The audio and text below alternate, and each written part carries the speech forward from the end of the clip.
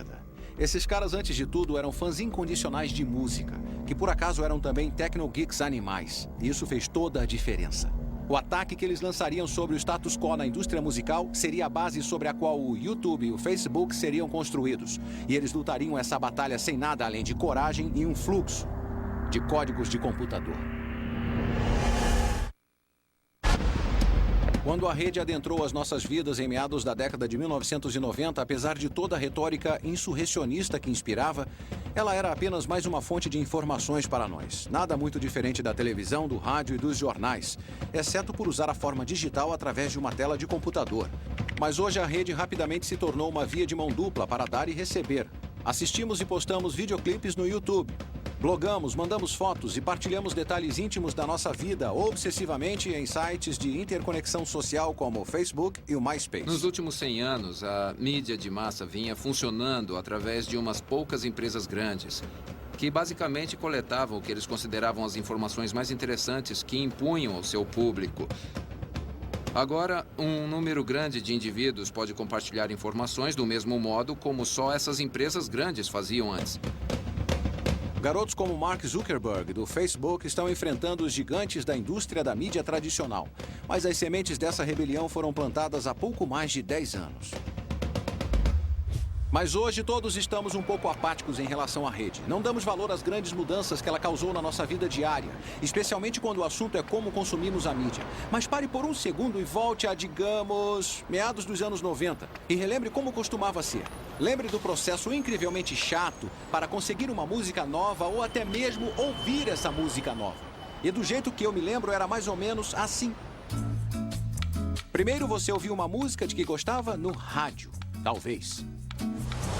Aí você tinha que sair de casa e procurar uma loja de discos. Você fuçava um pouco, encontrava a música que estava procurando e então percorria todo o caminho de volta para casa. Por fim, você voltava para a sua sala confortável com o seu novo e caro CD, comprado só por causa daquele single que você tinha gostado. Colocava no seu CD player, botava os pés para cima e começava a escutar.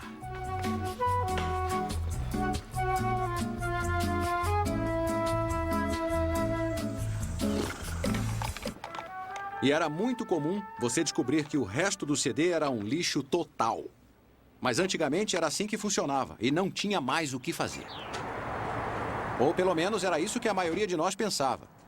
Mas escondidos nos dormitórios das faculdades e nos subúrbios dos Estados Unidos havia um pessoal que pensava diferente. Os nerds em questão eram caras como David Wickley, Justin Frankel, Cable Sasser e Steve Frank. Amantes de música que começaram a brincar com uma tecnologia obscura que uniu músicas aos PCs e à rede. Acho que a maioria das pessoas não estava pronta para a ideia de que música de verdade podia sair de seu computador e que elas podiam conhecer novas músicas através de seu computador e da internet. E a maioria dos computadores nem sequer vinha com alto-falantes.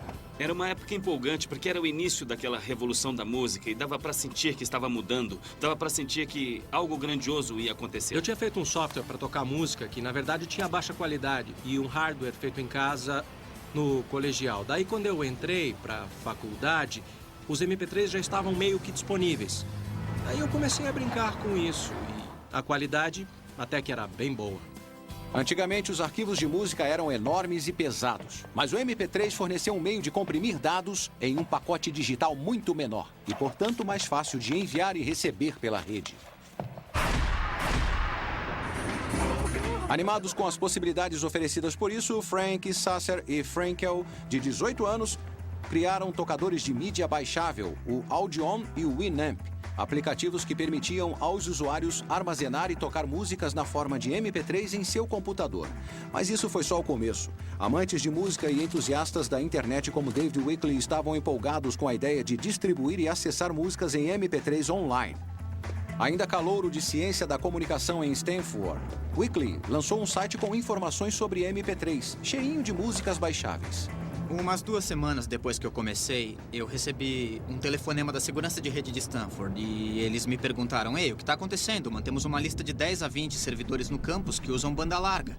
E normalmente os computadores dos dormitórios não entram nessa lista, mas seu computador está no topo da lista e está usando cerca de 85% de toda a largura de banda da rede de Stanford. Ficamos curiosos. O que está acontecendo? O que estava acontecendo eram as primeiras etapas de uma insurgência na internet que logo pegaria a antiga ordem do ramo musical totalmente de surpresa. Porque, em Los Angeles, executivos como Jay Sammet, da gravadora EMI, haviam garantido seu conforto fazendo as coisas da mesma maneira tecnofóbica que sempre haviam feito. MP3, áudio na rede, ripar, mixar, queimar. A reação deles foi, sem chance. A indústria fonográfica como indústria, todas as gravadoras trabalhando juntas, bancaram um projeto chamado Madison, que era um teste com a IBM para pôr gravadores de CD nas casas das pessoas. Esse foi um teste feito em San Diego para ver se os consumidores comprariam, baixariam e gravariam música. E a conclusão desse teste caríssimo feito pela IBM e por essas grandes gravadoras foi que os consumidores nunca iriam querer fazer isso. Que revelação brilhante essa! E vale a pena lembrar, é claro, que 2 décadas antes, os gênios da IBM tinham decidido que o mercado mundial de PCs jamais superaria alguns milhares de unidades. E então os dinossauros da indústria fonográfica estariam cometendo o mesmíssimo erro de novo.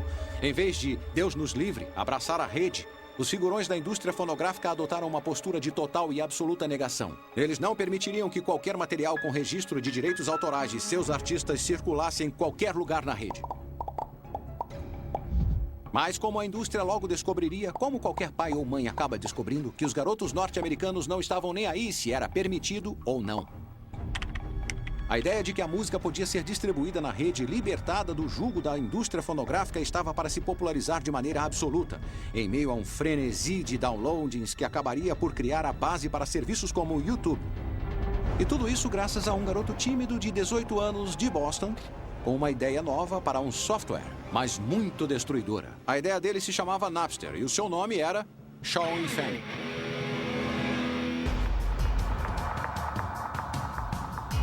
Em 1999, Fanning estudava na Universidade Northeastern, em Boston.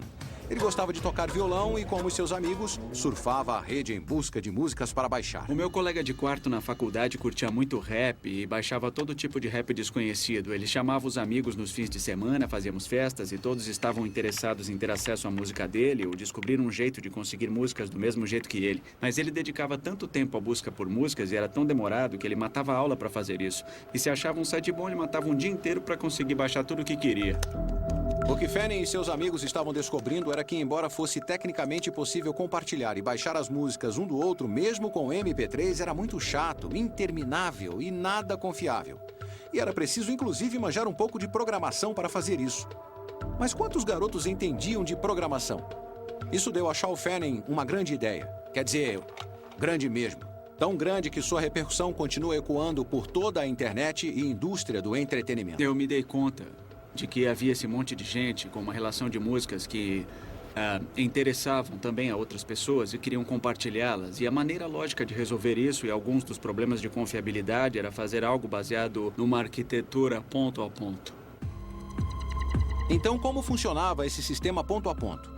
Bem, o Napster permitia que os seus usuários deixassem que os seus PCs conversassem e partilhassem coisas com os computadores de outros usuários. E isso significava que se alguém em algum lugar tivesse o MP3 da canção que você queria, bastava abrir o Napster, digitar o nome da canção e ela seria baixada no seu disco rígido direto do dele. O Napster foi criado por uma necessidade. Eu realmente queria usar o que eu estava construindo. E ele não estava sozinho. Porque Fanning, um garoto que sequer tinha idade legal para beber na maioria dos estados americanos, estava para provocar um fenômeno e causar uma das controvérsias mais debatidas na história da tecnologia. Hoje em dia, a habilidade de partilhar e acessar todas as formas de conteúdo através da rede é lugar comum. Certo. Mas lá pelo final da década de 1990, isso ainda era um sonho, uma esperança, uma teoria. Mas tudo isso mudaria graças a um universitário de 19 anos chamado Sean Fanning, que estava trabalhando em um software que permitiria aos usuários da rede partilhar suas coleções de discos online. Em junho de 1999, Fanning concluiu o código para o Napster. Era o primeiro programa que ele havia escrito. Ele o distribuiu para uns amigos que conheceram em salas de bate-papo e disse a eles: "Ei, não espalhem por aí." Mas assim que puseram as mãos nele, não conseguiram resistir. Em uma semana, cerca de 10 mil pessoas tinham baixado o Napster, dando início a uma revolução que prometia um futuro no qual as lojas de discos do mundo ficariam mais ou menos assim.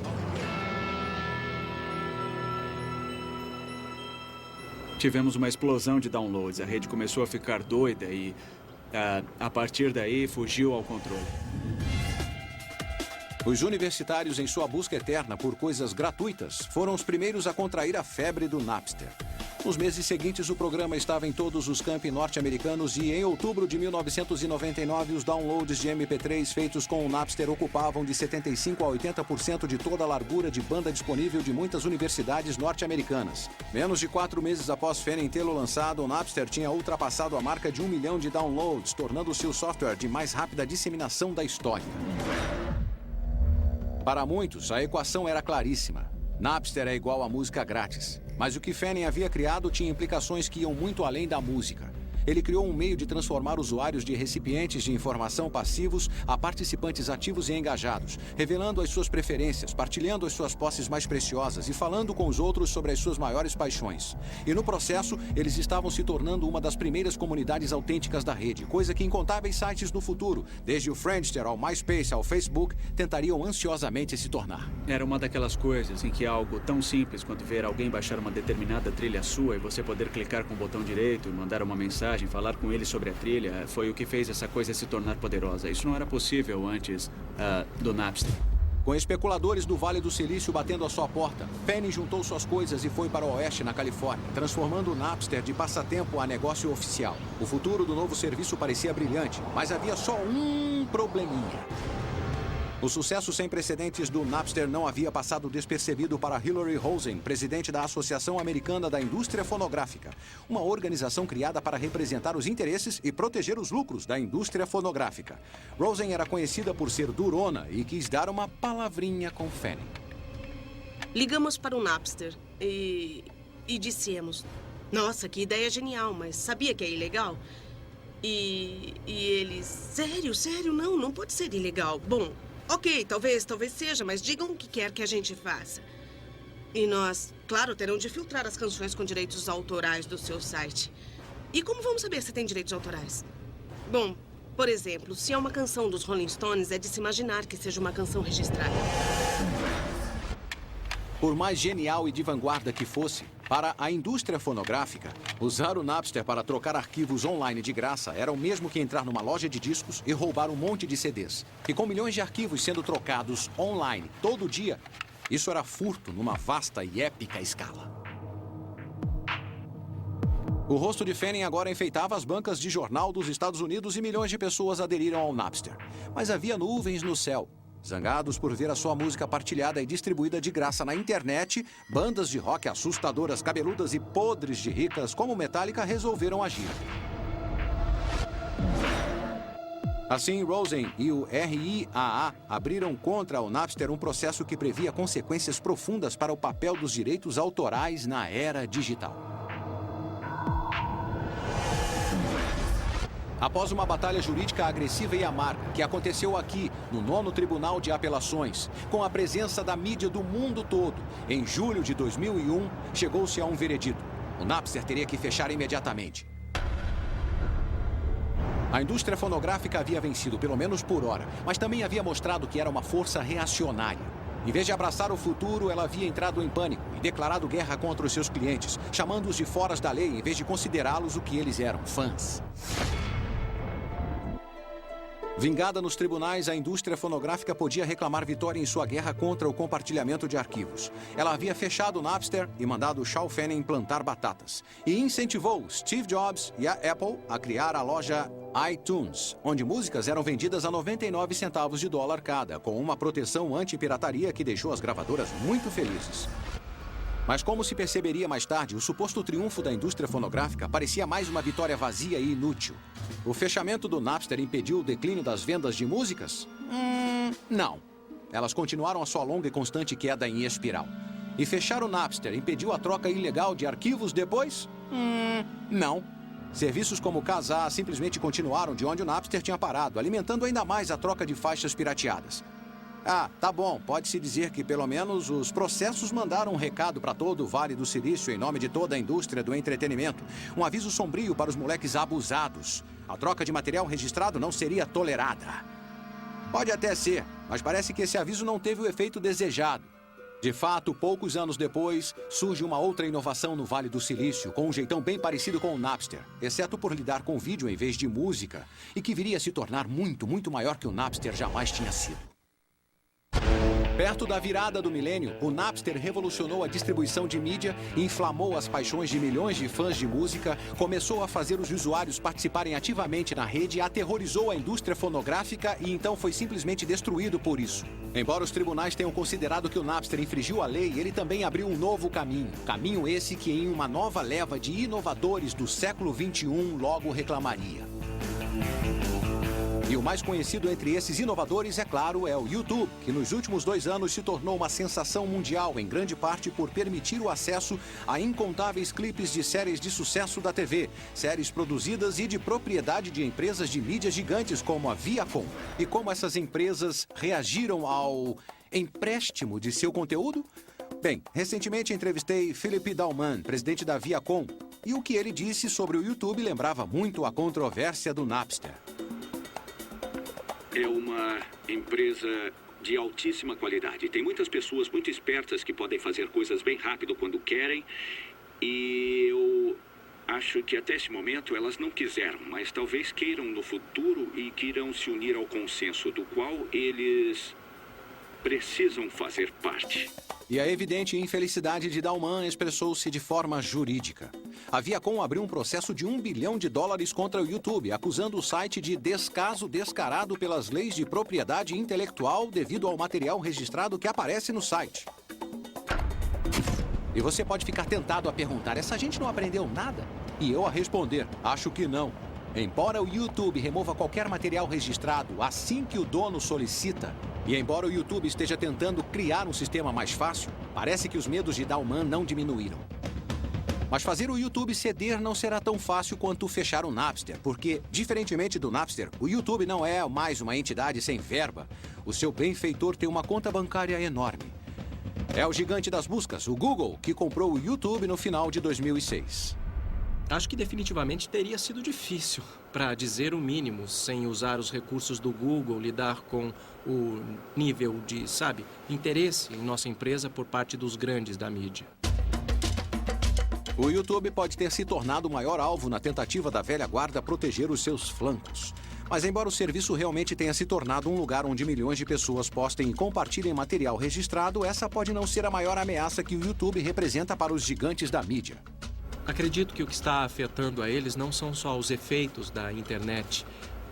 A internet abre novas oportunidades de distribuição que eles não necessariamente controlam. E as pessoas têm a oportunidade de criar o seu próprio conteúdo. E as pessoas estão divertindo a si mesmas. E eu acho que, no final, o objetivo é esse. Às vezes, elas se sentem ameaçadas pelo fato de que as pessoas preferem ver a si mesmas do que ver o conteúdo deles. Desde a sua criação, o YouTube tem estado na vanguarda do movimento pelo conteúdo criado pelo usuário.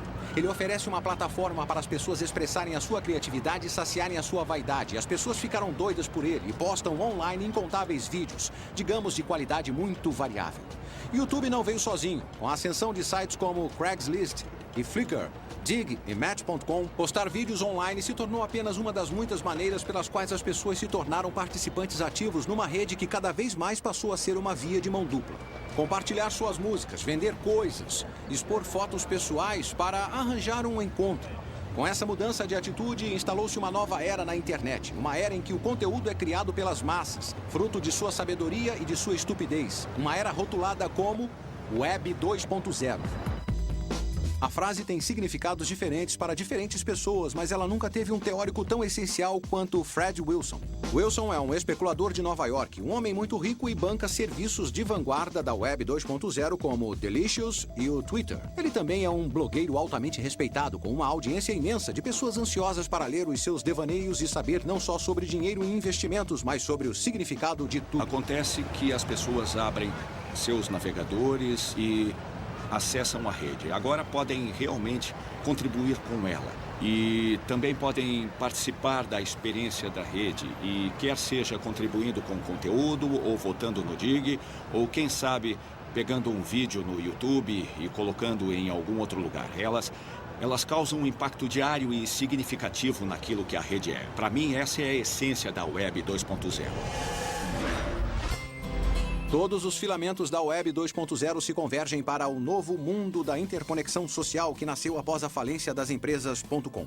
Primeiro veio o Friendster, um site de encontros enfeitado que acendeu e caiu rapidamente. Mas em seguida veio o MySpace, fundado em meados de 2003 por dois agitadores de Los Angeles, Chris DeWolf e Tom Anderson.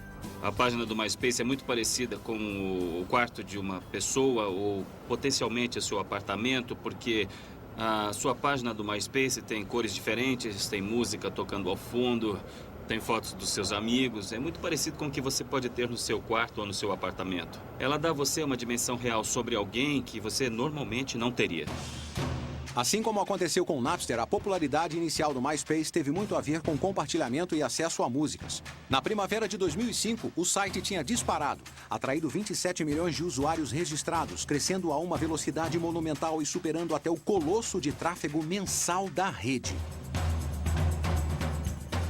Quando passamos o Google em acessos, bom, esse foi um momento significativo do tipo, nossa, nós somos tão grandes assim, sabe? Não parecia certo para nós e para a pequena empresa que a gente tinha. O Google era enorme, estava sempre nos noticiários e quando aconteceu foi um momento muito significativo. De repente, o MySpace virou a propriedade mais cobiçada da rede. Tão cobiçada que, de fato, ela chamaria a atenção das maiores empresas de mídia e de seus mais antigos monstros. A ascensão do MySpace também anunciaria aquela que promete ser a próxima grande batalha da alta tecnologia. Uma batalha não entre a nova ordem e a velha ordem, mas entre os astros em ascensão do universo da Web 2.0. No verão de 2005, o MySpace estava por todo lado.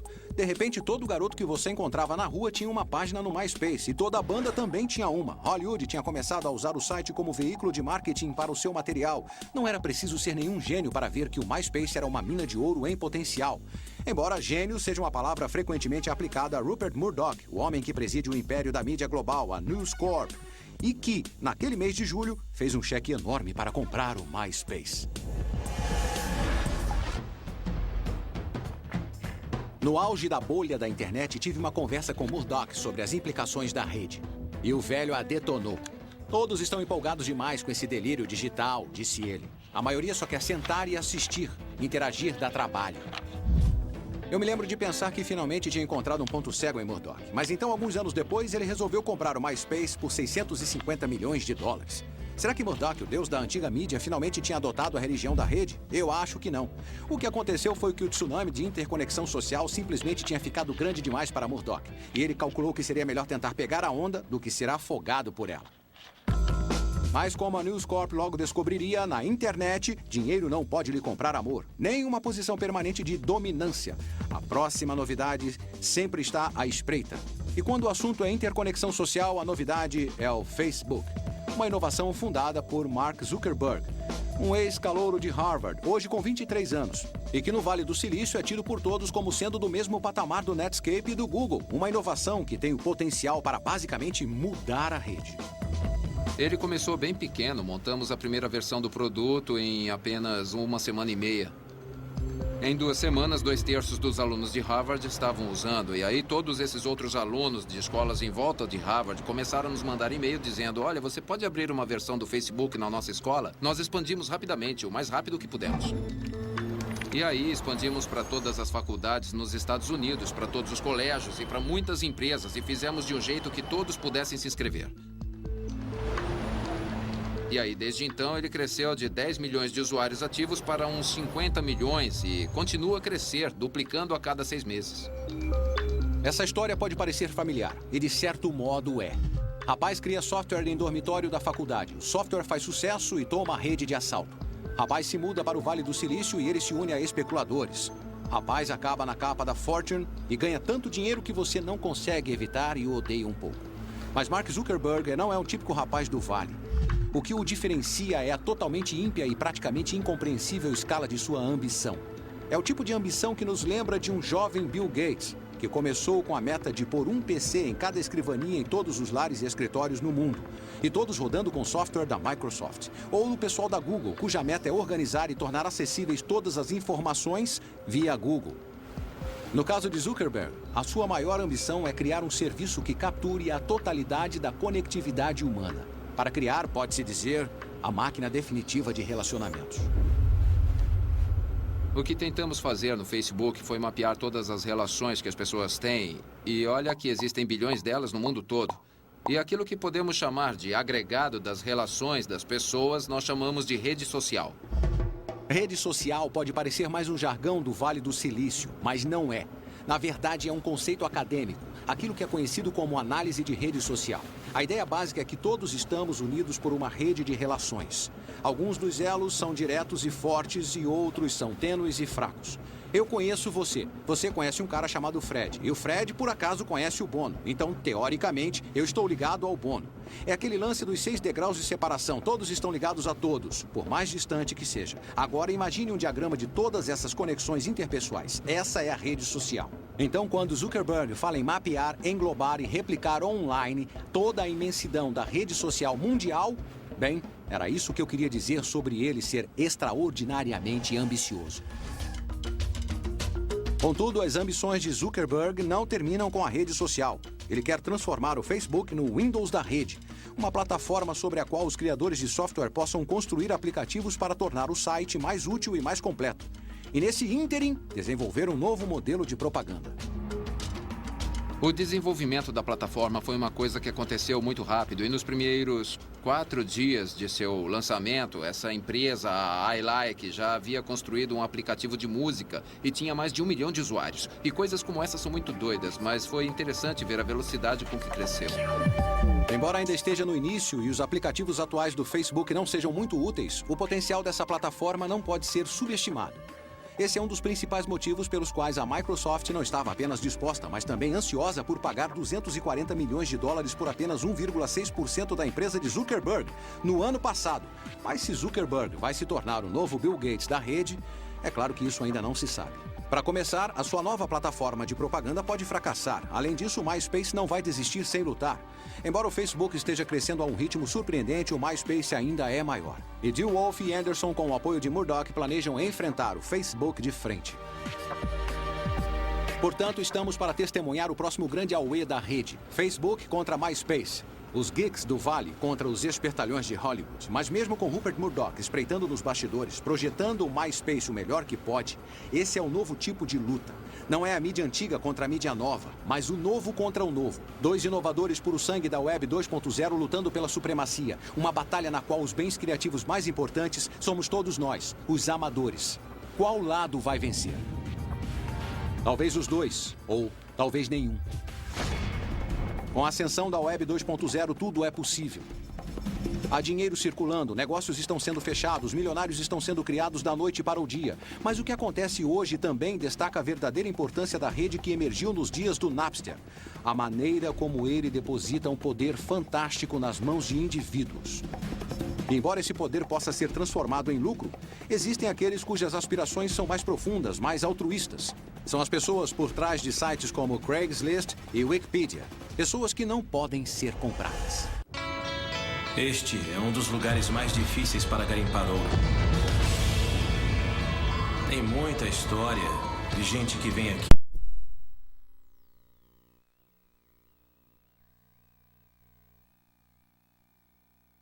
As verdadeiras mulheres assassinas. Quinta, 31 de janeiro, às 10h20, só no Discovery.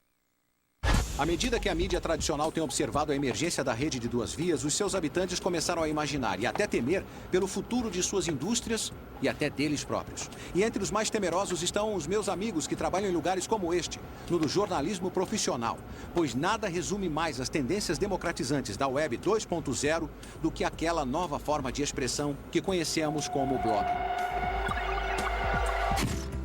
No mundo todo, pessoas comuns estão postando os seus pensamentos, a sua retórica, os seus conhecimentos e, às vezes, até os seus noticiários na rede. Todos têm alguma coisa a dizer e, de repente, qualquer um pode ser um cidadão jornalista.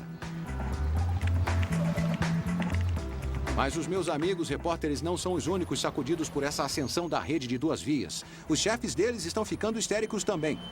Agora, antigamente, até bem recentemente, os editores de jornais podiam relaxar em seus escritórios, tranquilos na sabedoria de que não importava se a economia estava em alta ou em baixa. Eles sempre tinham uma fonte de renda confiável, os anúncios classificados. Mas hoje, esses mesmos editores de jornais não estão nada relaxados. Ao contrário, tremem de medo toda vez que uma palavra é dita.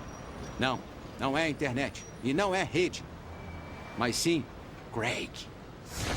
É Craig da Craigslist, um dos sites mais populares do mundo, que funciona como uma espécie de quadro de avisos online em 450 cidades no mundo todo, completa, com todas as coisas que você tem na seção de classificados de qualquer jornal. Empregos, coisas para vender, coisas procuradas, lugares para alugar, lugares para comprar, oportunidades, serviços e, é claro, anúncios pessoais, muitos deles picantes. E o fato de seus classificados serem gratuitos é o motivo dos editores de jornais estarem nervosos. Considerando a escala e o alcance global da Craigslist, é evidente que a empresa por trás dela deve ocupar uma sede enorme e chamativa no coração do Vale do Silício. E é claro que o homem por trás de tudo isso deve ser um bilionário voraz, feroz, formidável e imponente. Ou talvez não. Aí está ele, Craig Newmark, para ser exato. Um ex-programador fofo e de meia-idade que gerencia esse site livre para usar e livre para postar em seu minúsculo escritório em São Francisco, que já foi seu apartamento. Como Jim Wales, fundador da Wikipedia, a enciclopédia gratuita criada por usuários, Newmark é uma prova viva de que a rede não era só para ganhar dinheiro. É para dar liberdade à comunicação. Compartilhamos alguns valores com praticamente todos em nosso país e talvez com todos no mundo. E funciona assim. Uma vez que você fature o suficiente para viver com conforto e garantir o seu futuro, qual é o sentido de ter mais? Esses são os valores que nos passam na escola dominical, que aprendemos na nossa criação. E vamos seguindo desse jeito. Estamos numa era em que as pessoas estão começando a perceber que comunidades que supervisionam a si mesmas, podem produzir trabalhos de altíssima qualidade, quer sejam software de fonte aberta ou algo como a Wikipedia, a abertura, a transparência, contanto que você tenha normas sociais estabelecidas que incentivem o bom trabalho e desencorajem as coisas ruins, o produto resultante disso é muito bom. Na verdade, a qualidade da informação na Wikipedia não é uma maravilha.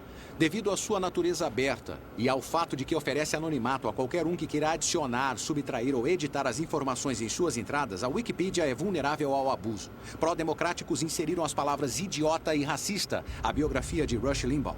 E pró-republicanos mudaram a entrada da guerra do Iraque e a chamaram de liberação em vez de ocupação.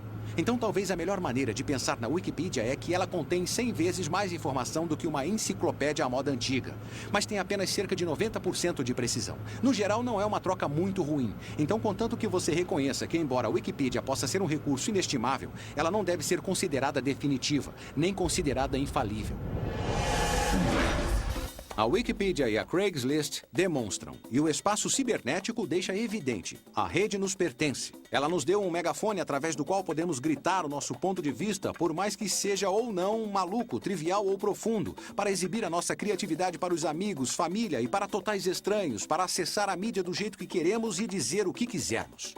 O que estamos vendo agora é o fluxo de poder de um grupo relativamente pequeno de pessoas, de qualquer um que queira o seu pedacinho de poder através da rede. Nós passamos por aquela bolha.com quando começou a parecer que a internet só teria anúncios em pop-up e venda de comida de cachorros e coisas assim. Então isso remonta a uma era anterior. Agora, qualquer um pode chamar sua atenção.